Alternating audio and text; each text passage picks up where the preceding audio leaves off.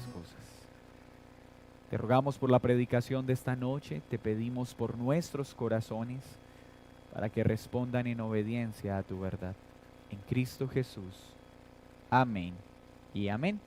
Bueno, mis hermanos, muy buenas noches. Qué bueno verles en este tiempo. Parece que hoy la dificultad de transporte hizo difícil que muchos pudieran acompañarnos en esta noche. Pero más allá de los acontecimientos públicos, hasta donde las circunstancias responsablemente nos lo permitan, siempre que podamos reunirnos, lo haremos. Quiero pedirles que estemos orando por la situación de nuestra nación. Creo que lo que está pasando solo expone el estado real de una nación que cada vez se aleja más de Cristo. No hay otra causa de los males que nos aquejen. Y nuestra mayor oración es que muchos conozcan a Cristo y que nosotros seamos partícipes de que muchos conozcan de Jesús a través de la predicación del Evangelio. Y eso tiene que ver mucho con lo que hemos venido aprendiendo en Hechos de los Apóstoles. Vamos por favor al capítulo 18, Hechos de los Apóstoles, capítulo 18, y hoy vamos a ver del versículo 1 al 17 con la ayuda de Dios. Hechos capítulo 18 del 1 al 17. Recordemos entonces cómo viene siendo este segundo viaje misionero. En este capítulo estamos llegando al final del segundo viaje misionero. La semana pasada la última enseñanza acerca de Hechos de los Apóstoles, Pablo se encontraba en Atenas. Estaba sin su equipo misionero, predicó fielmente el mensaje del Evangelio, mostrando un gran conocimiento acerca del Antiguo Testamento, acerca de toda la Escritura, para poder hacer frente a un mundo gobernado por la filosofía humana. Y hemos estado viendo entonces el avance del reino de Dios mediante la predicación del Evangelio en todos los lugares. Ahora nos encontramos en Europa y estamos viendo cómo el Evangelio sigue avanzando con poder en Europa mediante Pablo y el equipo misionero que el mismo Señor preparó. Un viaje misionero que ha estado acompañado de grandes alegrías, de grandes momentos de gozo, pero también de gran dolor y sufrimiento. Esto hace parte de la vida propia de un mundo caído. Mientras estemos en este mundo caído, estaremos experimentando momentos de alegría y momentos de dolor, momentos de gran gozo y momentos de enorme sufrimiento. ¿Y por qué a mí?, preguntará alguno. Pues porque tú vives en un mundo caído. ¿Cuándo dejará de pasarme esto? Cuando estemos en el cielo y tengamos cuerpos glorificados. Mientras estemos en este mundo caído, habrán momentos de aflicción, pero el Señor nos asegura que debemos estar animados porque Él ha vencido el mundo. Vamos entonces a empezar a ver esta sección y veamos cómo hoy Dios sostiene a sus siervos en medio de sus momentos de fragilidad. Como Dios sostiene a sus siervos en los momentos de fragilidad. Versículo 1 del capítulo 18. Después de estas cosas, Pablo salió de Atenas y fue a Corinto. Corinto se había convertido en la capital de ese tiempo. Era mucho más importante que Atenas en este momento en particular. Gozaba de un gran poder económico y por su ubicación geográfica, pues había un gran flujo de transacciones y flujo de conocimiento. Pero también debido a su posición geográfica se había convertido en un territorio de alta inmoralidad sexual. Era una zona de tanta perversidad que había un término que se utilizaba en ese tiempo que se llamaba vamos a corintizarnos. Corintizarnos significaba vamos a cometer inmoralidad, vamos a fornicar, vamos a cometer todo tipo de actos pecaminosos en lo sexual. Imagínense entonces cómo era la perversidad de este sector, que el corintio o corintizarse significaba algo perverso. En este lugar se hacía un enorme culto a Diana y había un flujo enorme de sacerdotisas. El templo de esta diosa pagana contaba alrededor con 1000 sacerdotisas, las cuales en la noche bajaban a cometer actos inmorales y pecaminosos con todos los seguidores de este culto idolátrico. Imagínense entonces cómo era la perversidad de este lugar en las noches. Pablo entonces, movido por el Espíritu Santo, luego de cumplir su tarea en Atenas, es movido a Corinto.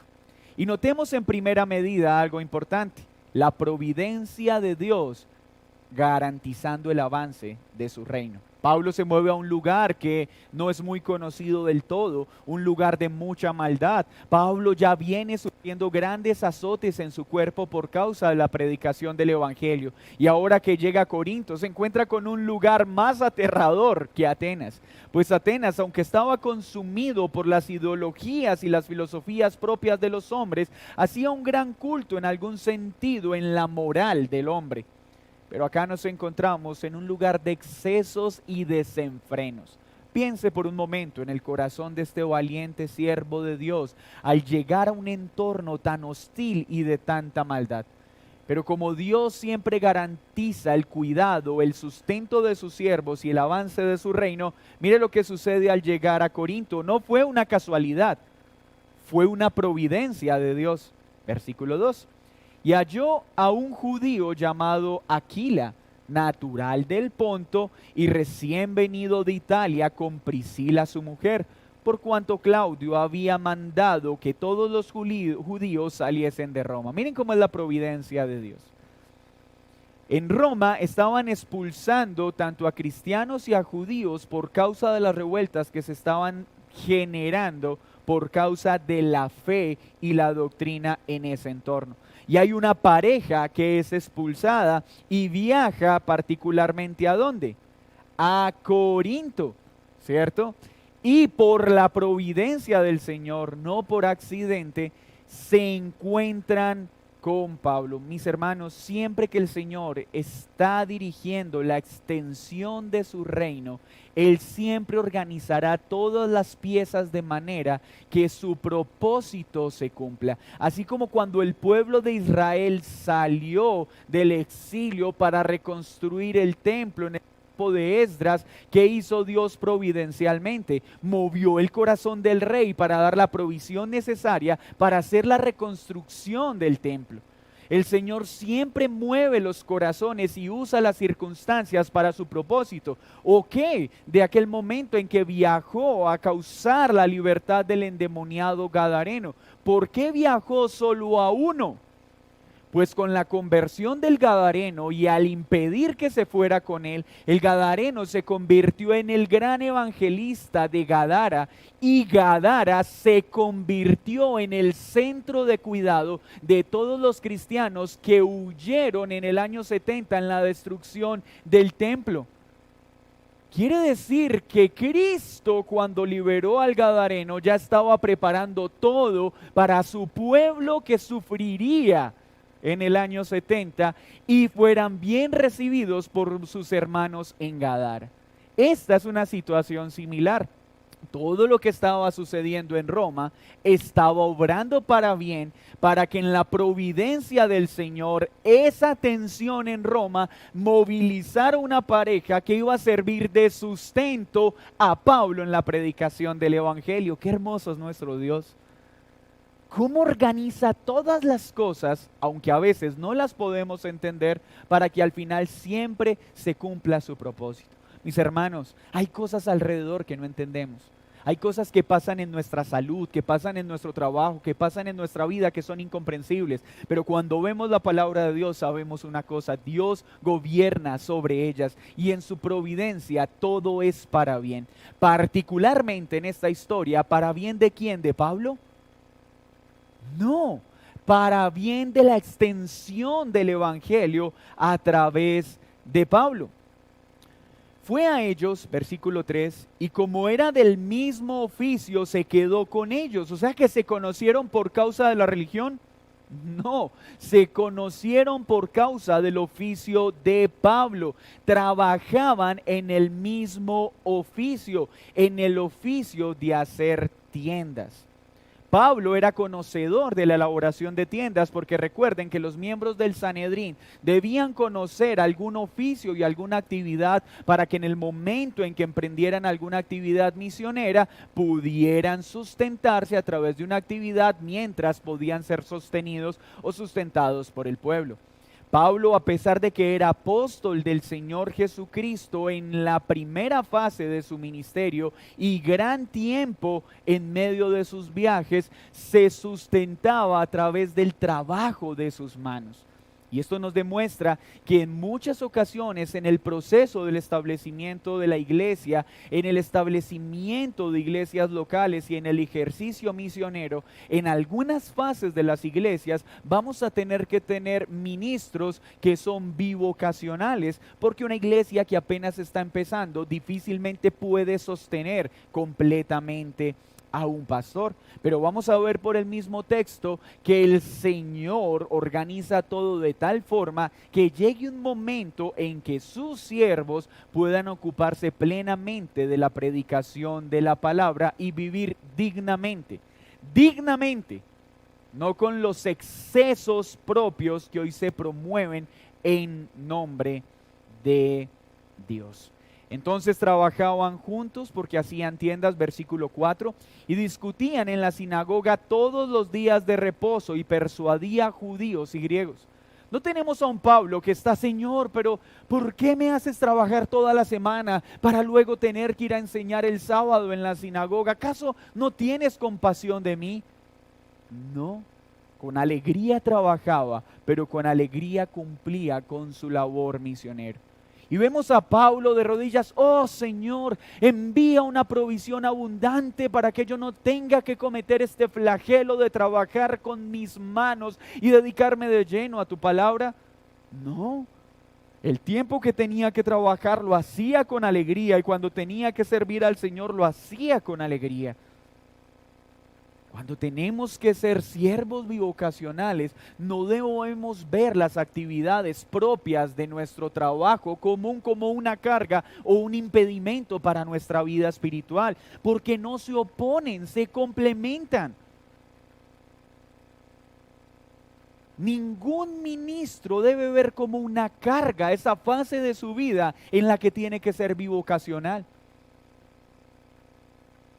Cuando pueda dedicarse de tiempo completo al ministerio será algo de gran alegría, pero eso pasará si su corazón aprende a amar ese momento en que también tiene que trabajar y servir.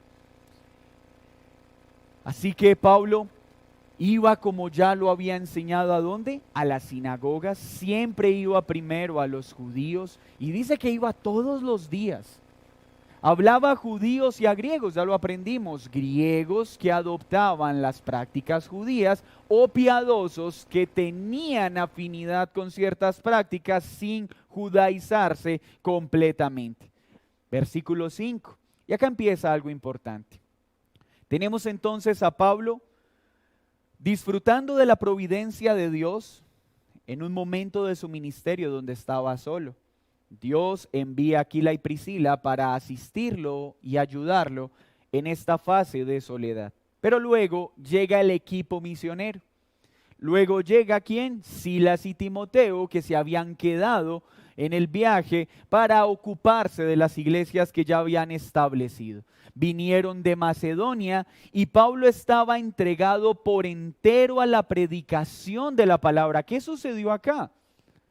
Cuando ellos llegan, ahora Pablo puede dedicarse de lleno ¿a qué? A la predicación del evangelio. Por razones de tiempo no me voy a detener acá, pero lo que nos muestra la escritura es que ellos llegaron con una generosa ofrenda de Macedonia para poder asistir a Pablo de manera que pudiera ocuparse de lleno en el evangelio y no tuviera que trabajar en la elaboración de las carpas. Por eso en el momento que llegan los misioneros cambia la dinámica del ministerio de Pablo. ¿Qué quiere decir esto? Que la iglesia tiene que velar y tiene que cuidar para que el reino de Dios se extienda de manera adecuada, y debe hacerlo garantizando el cuidado y el sustento de sus misioneros.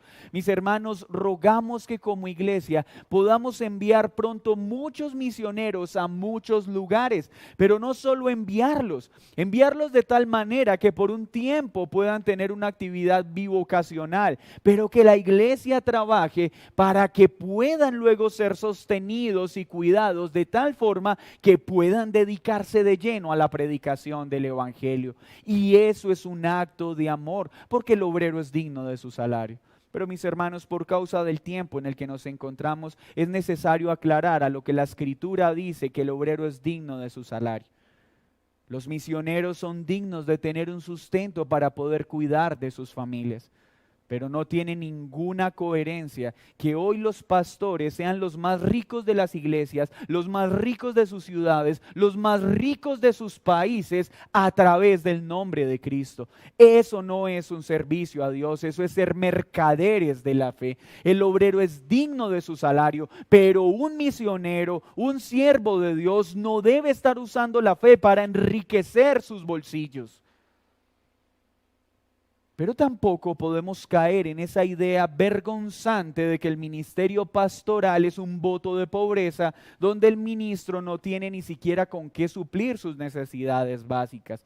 La iglesia debe velar por el bienestar de sus misioneros. Entonces llega esta ayuda misionera. Pablo se dedica a la tarea que le habían entregado, predicar el evangelio, tarea que Cristo mismo le dio.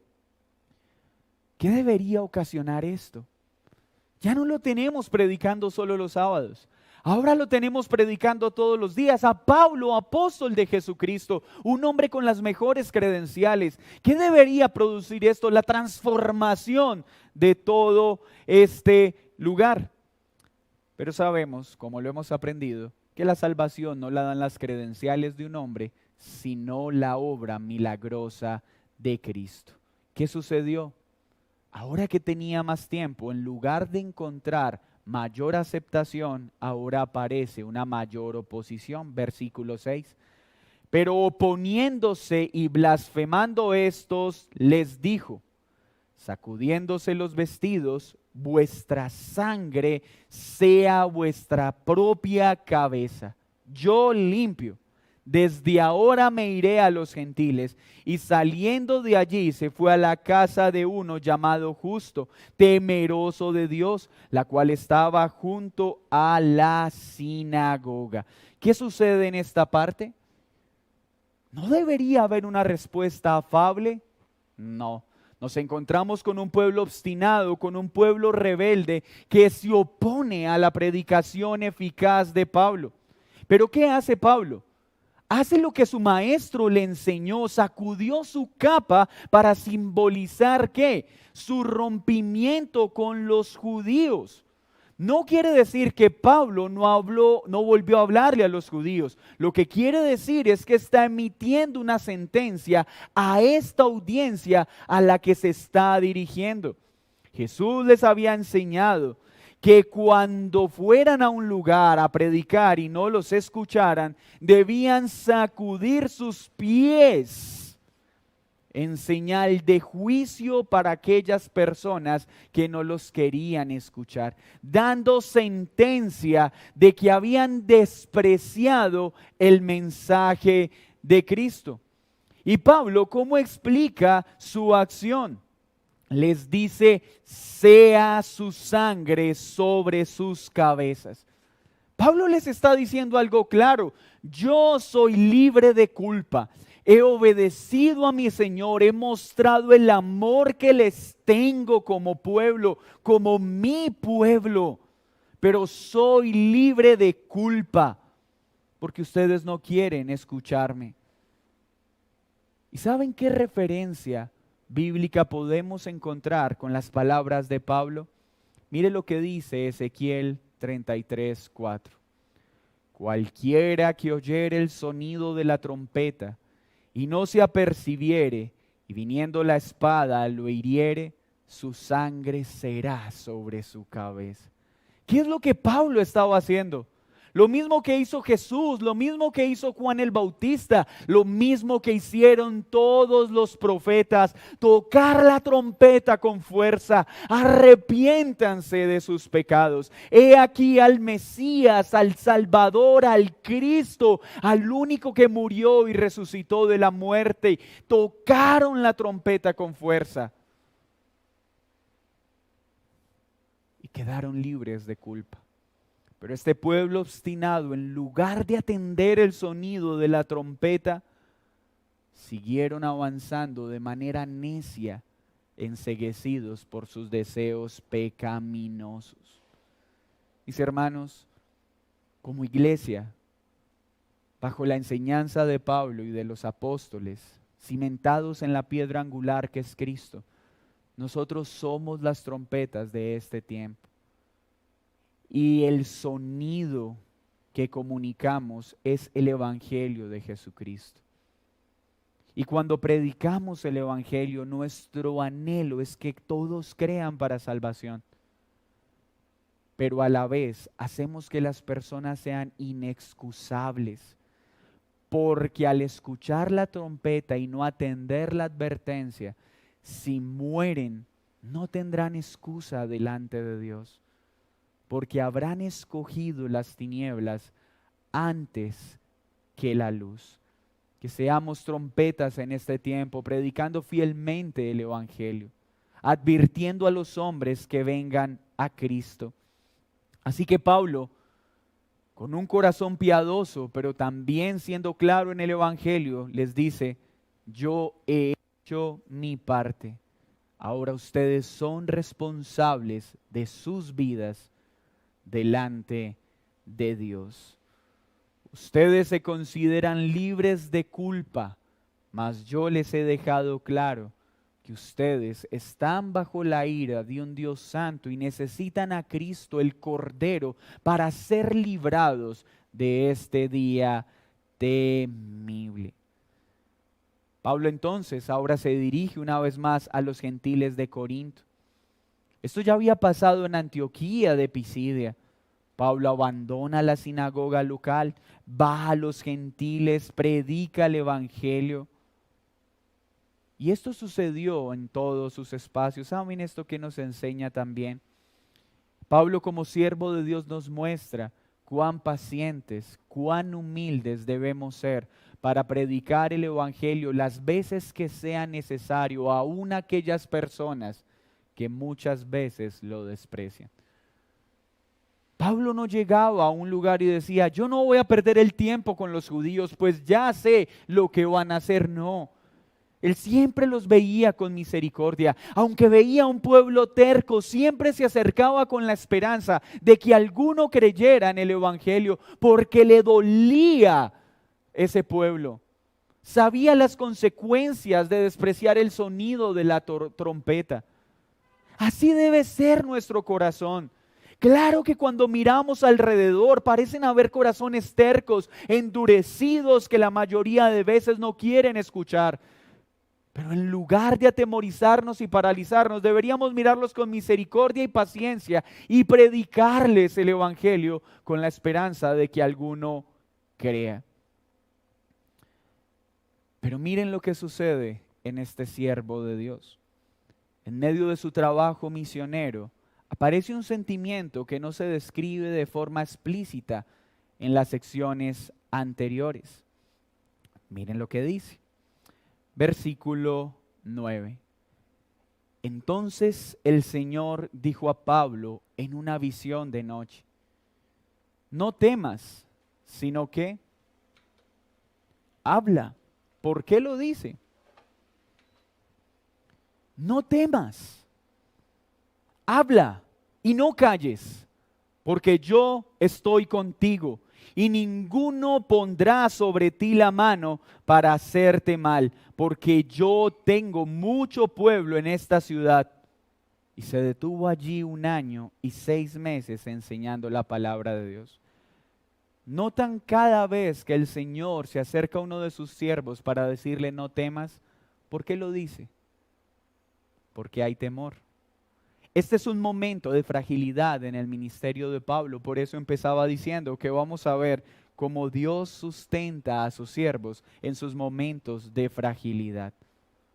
Pablo, aunque estaba ahora en la compañía de Silas y de Timoteo, aunque estaba gozando del apoyo de Aquila y Priscila, estaba encontrándose con un trabajo hostil que ya le había dejado varias huellas y varias cicatrices en su cuerpo. No solo avanza la tarea y el desgaste, sino que en edad también pasan los años y su vitalidad naturalmente ya no es la misma. Y cuando esto pasa, es natural que en un siervo de Dios pueda aparecer un momento de desánimo. Y la instrucción que el Señor le da, y estoy de acuerdo con aquellos que afirman que fue un momento de fragilidad de Pablo, nos muestra también el poder de Dios, no solo para cuidar, sino para animar y levantar a aquellos que le sirven. Y esto no solo pasó con Pablo.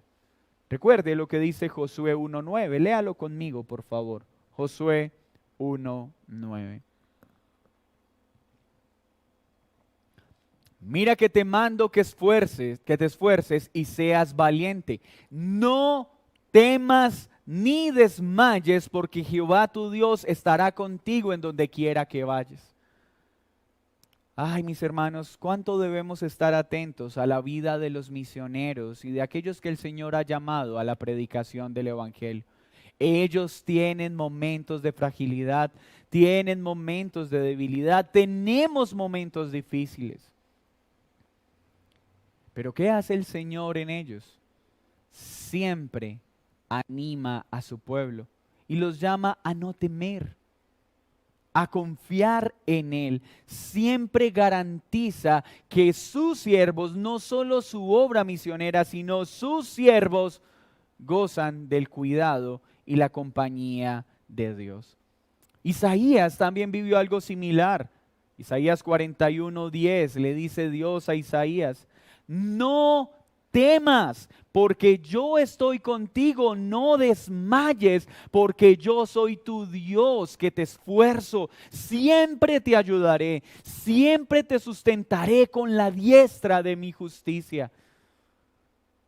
Cuando el Señor mueve a su pueblo, cuando el Señor mueve a sus siervos a predicar el Evangelio para que su reino avance, no los exime de pasar dificultades, no los exime de experimentar la debilidad de este oficio, pero nos sustenta, nos da fuerzas.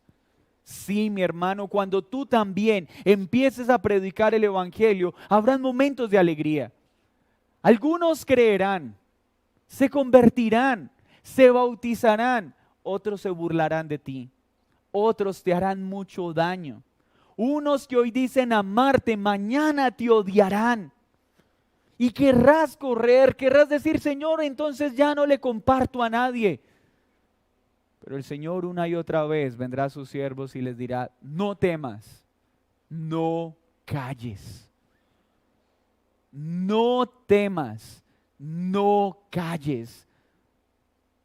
Mis hermanos, habrán momentos de temor, pero el temor no nos habilita para callar y dejar de cumplir con la tarea de predicar el Evangelio. Jeremías 1:8 dice lo mismo. No temas, le dice Dios a Jeremías delante de ellos, porque yo estoy contigo para librarte, dice Jehová. Mis hermanos, el Señor garantiza la extensión de su reino en todos los lugares. Él cuida a sus siervos, no los exime del sufrimiento, no los exime de que puedan experimentar miedo y fragilidad, pero una y otra vez Él viene y nos levanta, viene y nos fortalece para que su reino avance con poder.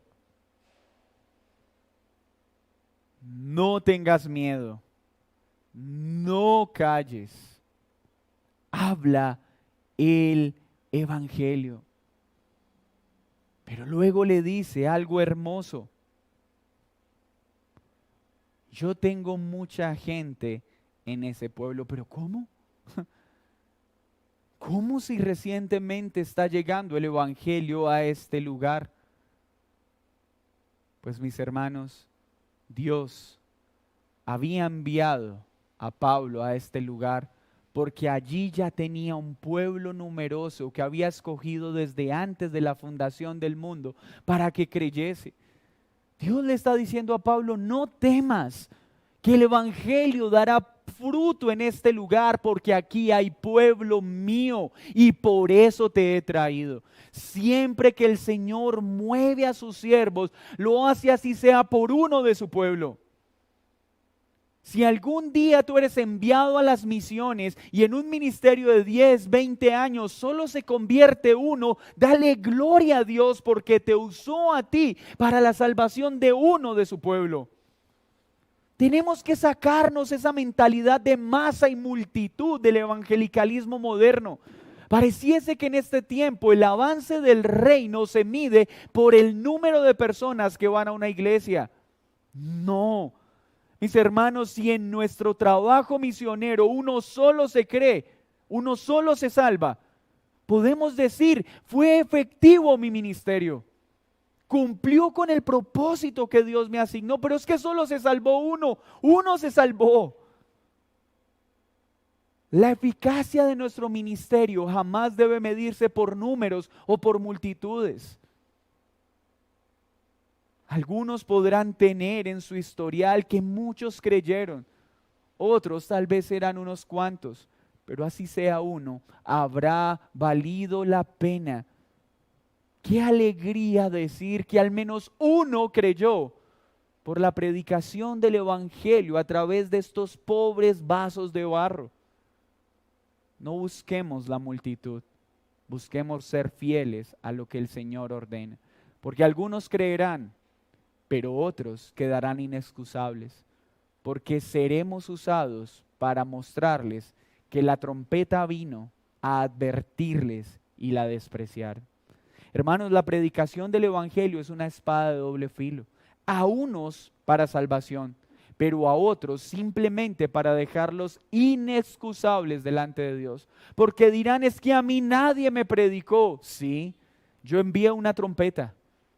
Yo envié a Mateo, yo envié a Susana, yo envié a César, yo envié a Mauro, yo envié trompeta para que te arrepintieras y tú no la escuchaste.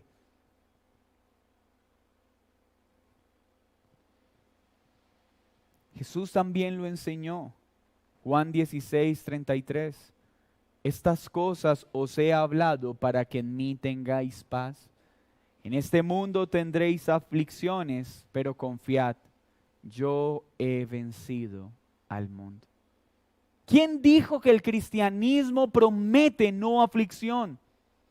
¿Quién dijo que ser siervo de Dios es la forma fácil de vivir en este mundo? Recuerdo una persona que una vez me decía, ay, yo cuánto anhelo pronto poder ser pastor para no tener una vida tan difícil como la que tengo. Ese tipo no ha leído la Biblia. Mis hermanos, en este mundo siempre habrán aflicciones y mucho más para aquellos que sirven al Señor. Pero tampoco la vida pastoral es una vida sufriente como muchos, es que mi vida es no. La vida pastoral está lleno de momentos hermosos, llenos de alegría, pero también muchos de dolor y muchos de tristeza.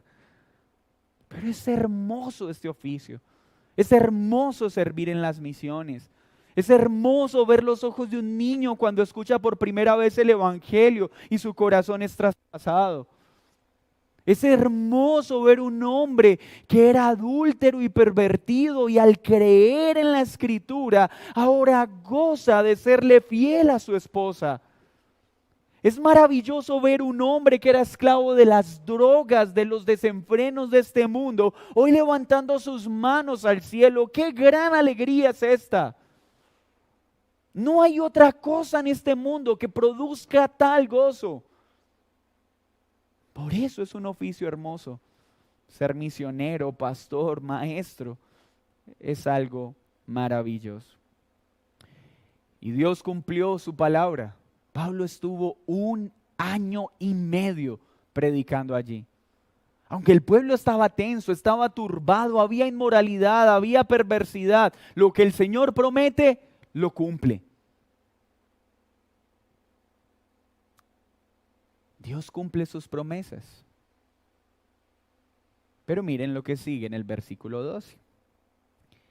Pero siendo Galión procónsul de Acaya, los judíos se levantaron de común acuerdo. Nota esa palabra.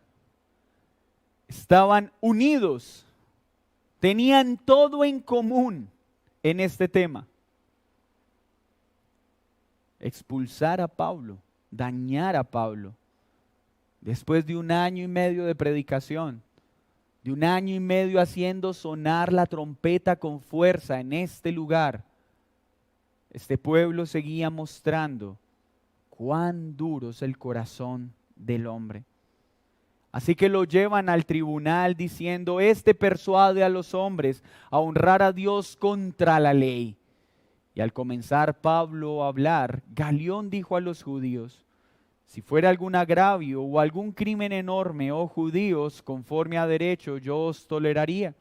Pero si son cuestiones de palabras y de nombres y de vuestra ley, vedlo vosotros, porque yo no quiero ser juez de estas cosas. Y los echó del tribunal. Esos son problemas de sus creencias.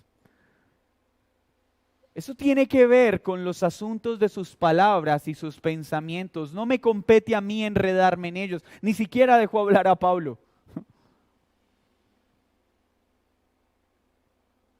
Pero no termina la situación ahí para este siervo que recién había sido animado por Dios mismo.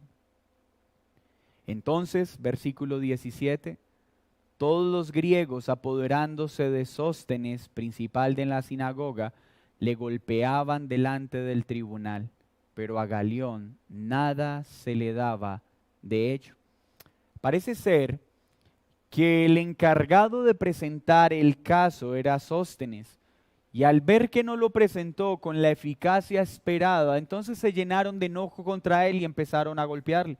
Aquel gobernante de Acaya no mostró ningún interés, pues le daba igual si lastimaban a este hombre o no, pues era un judío más enredado en sus tradiciones. Luego, en los versículos posteriores, vemos cómo termina el viaje misionero y cómo Pablo regresa a su lugar de origen para prepararse a su tercer viaje misionero. ¿Qué nos deja ver entonces esta breve sección, mis hermanos? La providencia de Dios siempre va a estar asegurando y garantizando, proveyendo los medios necesarios para que el propósito de Dios se cumpla.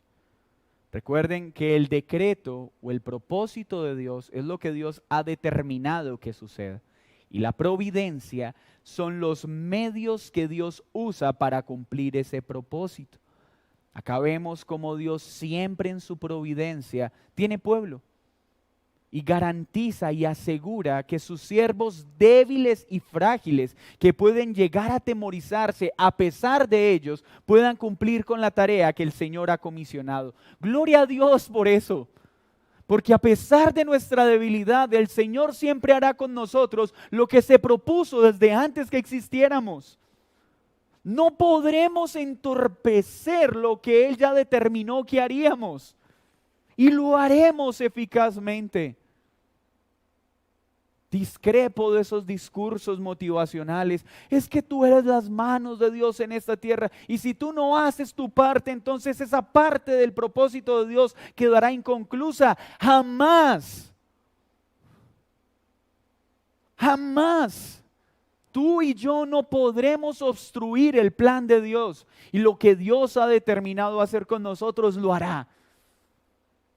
Y es que su reino avance a través de la predicación del Evangelio. Unos de nosotros predicarán a multitudes, otros de nosotros predicaremos a unos cuantos. Pero haremos lo que el Señor ha determinado. Pero en esa tarea, el Señor también es un Señor de orden. Y Él se preocupa por sostener a aquellos que le sirven. Sí hay momentos de escasez, pero no es lo ideal y permanente. Claro que un misionero y un pastor puede pasar momentos de escasez. Un siervo de Dios puede pasar momentos de dificultad económica. Pero ¿quién debe velar por ellos? La iglesia.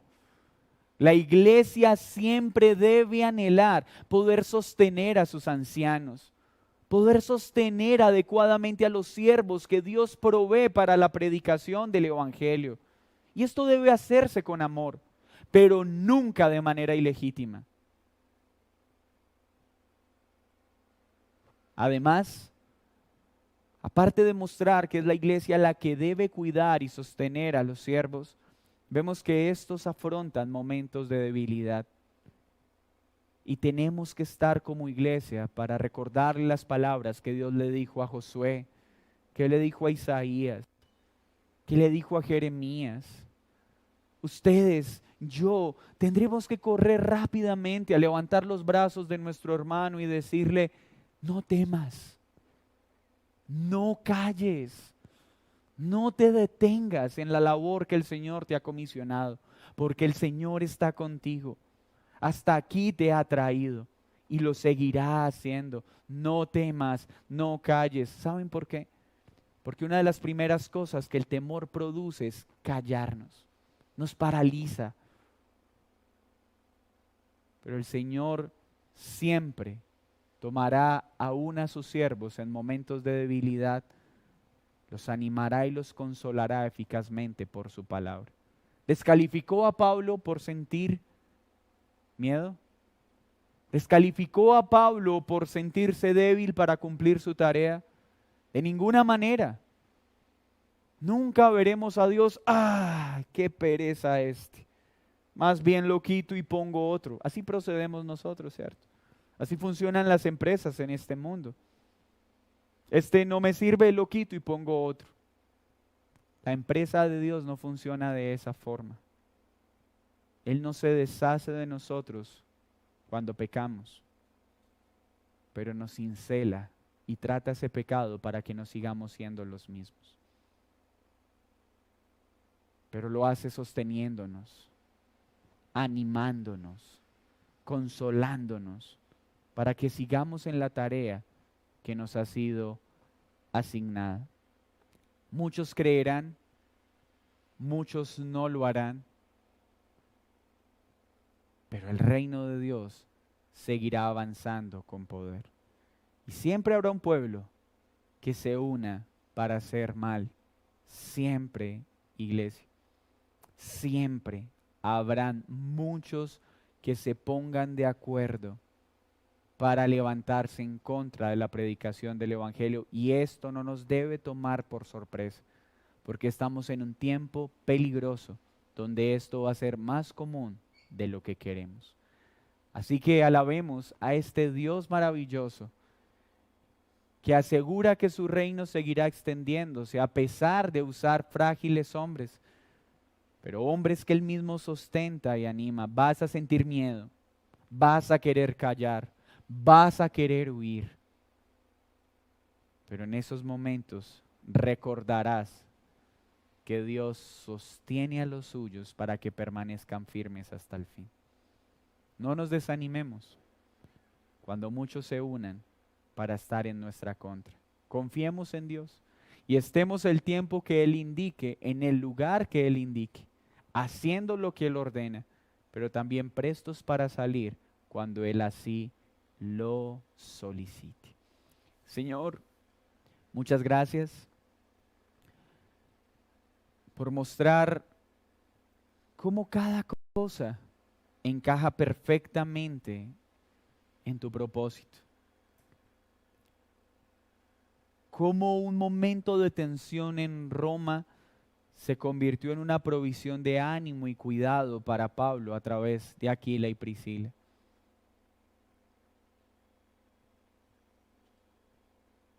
Cómo queriendo que Pablo se dedicara de lleno a la predicación de Cristo para que muchos creyeran, tú guiaste a la iglesia para que con sabiduría se ocuparan de sustentar a Pablo. Gracias porque en el momento en que tus siervos se debilitan, tú los consuelas y los animas para que sigas adelante, para que no callen, para que no vuelvan atrás. Así lo hiciste con Josué, así lo hiciste con Isaías, así lo hiciste con Jeremías, así lo hiciste con Pablo y así lo harás con nosotros.